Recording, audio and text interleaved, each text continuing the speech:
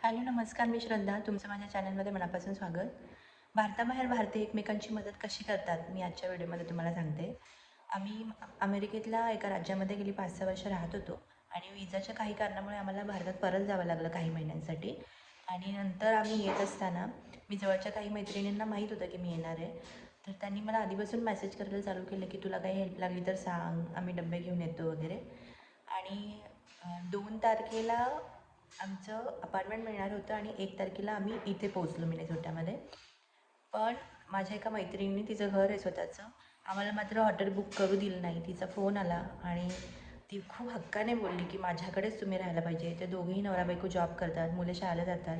तरी तिने आम्हाला तिच्या बिझी शेड्यूलमधून स्वतःच्या घरी ठेवलं एक दिवस आणि नाश्ता वगैरे करून दिला. म्हणजे हे खूप अनकॉमन आहे इथं.